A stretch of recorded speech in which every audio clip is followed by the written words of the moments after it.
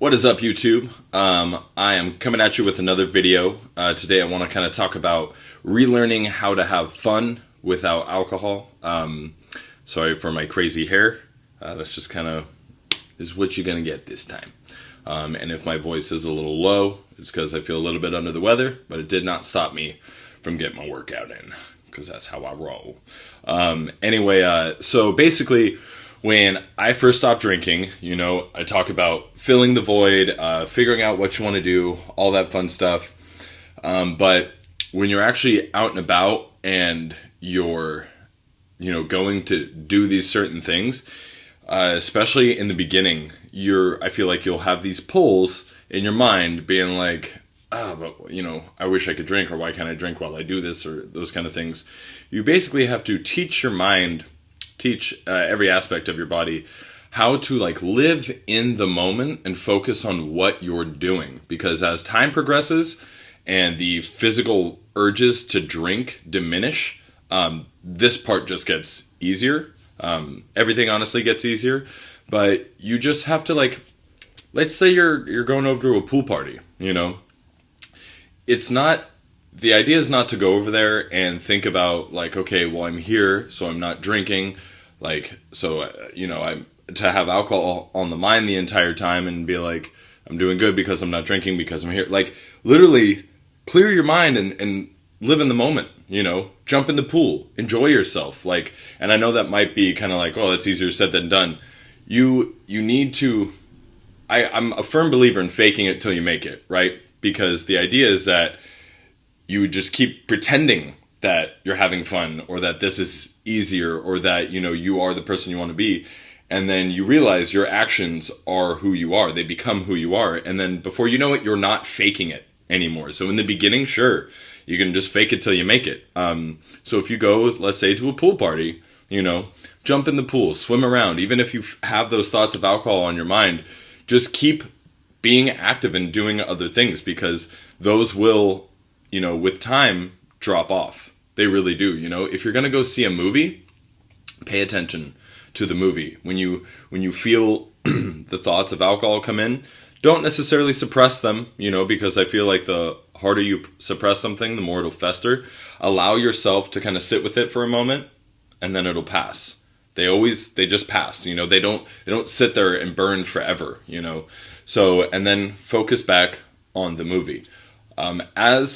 As you shift your focus to what you're doing in the moment, you will start to build that kind of pattern, and you'll be able to enjoy what you're doing, And then when you're able to learn how to enjoy what you're doing, and you actually get fun out of what you're doing, or, you're focusing on something, then the whole drinking aspect that's really when it starts to get pushed off to the back burner, because now you're learning how to find enjoyment in things without alcohol. Because for me, for the longest time, pretty much since I was 14 to when I stopped drinking, when I was 27, yeah. So it was just, alcohol was synonymous with fun.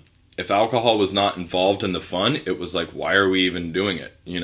I couldn't just go to the river. I live up in Northern California. There's the Russian River up here, and I love the river. When I moved up here, I fell in love with the place. But it was if we were going to go to the river, we weren't bringing some beers. Why are we even going? If we were going to go see a movie, if we weren't going to pregame, why are we going to see the movie? Why don't we just go to a bar? Why don't we go to a brewery and hang out? But then a good kind of mental exercise is to back away from your life and to look at it and see everything that you have done over the year for fun, or all the events. And when you can just kind of go alcohol, alcohol, alcohol, alcohol, alcohol, alcohol, alcohol, alcohol, alcohol, and just keep adding it up, and you're like, Jesus fucking Christ, I have no variety. I have very little personality, if all I do for fun, if someone says, what do you like to do? And your first thought is drinking, maybe it's time to take a serious and sincere look at your life. But if you can, especially with sobriety, you can start looking back and being I went on a hike, I met my friends for lunch, I went out to a movie, I went over to my family's place, I helped my friends move, or I helped them, break down a wall or something. You start adding all these things up, and then you realize you're like, wow, variety really is the spice of life. You know what I mean? Like you get to experience all these other different things, and that makes you a more well-rounded person. What also can kind of seem like a crazy concept in the beginning, you know, because you're thinking like, this is so hard for me, I'm having to make all these changes kind of a thing. If you shift your focus off of yourself, I've realized for some people, if you focus on helping other people, you know, throughout whatever it is, you'll get out of that a lot more than you might think, you know, and it takes kind of the focus off of yourself. And then in time, you realize that helping other people, no matter what it is, no matter how small, like, hey man, I need a ride, my car's broken down. I got you. I got nothing else going on today. I can help you out with that, you know? When you kind of just start saying yes to a bunch of those things, you, not only do you feel good about yourself because you're helping people, but, people start really like respecting you. And, you know, there's a line between being used, you know, which, yeah, I hope that wouldn't happen, but that's, you know, also being direct and being honest.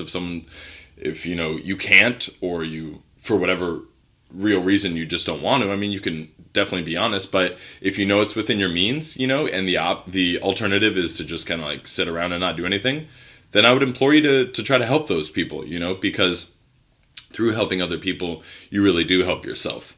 I think, I mean, at its core, the idea of altruism in human beings, I think, is always somewhat skewed, because at the very center of it, I think we still do things for others knowing that it's like good for us, or that we get something out of it. And true altruism is doing something with absolutely nothing in return, expecting nothing. And even if it's just a feeling that we're better people for it, you know, I don't know if you can still call that altruism, but it's human altruism, you know, and it's still a really good thing to do, you know. So, and that's just kind of getting more into the philosophical side of it.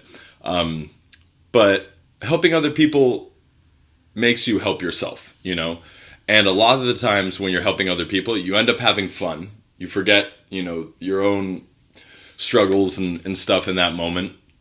And you kind of are able to relearn how you're able to have fun, you know. So filling the void with things that you enjoy is definitely a huge part of it. And then learning how to just get enjoyment and fulfillment from the thing itself without anything else, you know. A good analogy, I feel like, is if, you know, you love ketchup, right? You absolutely love ketchup. And then you go out to eat and you get a really nice steak. If you just slather that thing in ketchup, it kind of ruins it. You know what I mean? Like, enjoy the meal for what it is. You know, go in there. The chef is there for a reason. He put all the correct seasonings on there, you know, and a real good steak just needs salt and pepper, but that's a topic for another time. And then just, without just going right to your go-to, you know, of like, oh, I like ketchup and I'm just going to cover it in ketchup. Enjoy what you're eating, you know, live in that moment, feel everything that is happening in that moment. And the more you do this, the easier it becomes, the more it becomes part of who you are and your personality. Because I'm a walking, talking, breathing example of this. Like, I live this every day. And I think if I had met myself, you know, like 2 years ago, I don't even know if we'd get along, you know, but I'd probably try to help that person. But anyway, guys, I'm going to cut this one short because I always say I'm going to cut it short and I never ever do. So I'll try to keep this one under 10 minutes.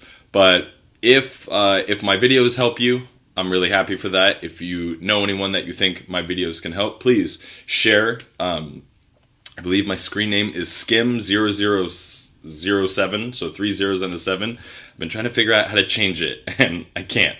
And I've Googled it a bunch. But anyway, like, subscribe, share, all that good stuff. And if you have any questions or comments or concerns, or you want to... That's my cat. Boy. Then just leave them in the comments section or message me directly, and I always try to do my best to get back to you guys. Or if there's a topic that you guys want me to do a video on, just let me know, ask me, I'll do it. I got a lot of free time during the day because I work nights. Anyway, thank you very much, you guys. Happy holidays, stay safe, stay sober, and enjoy your life. I'll see you guys next time.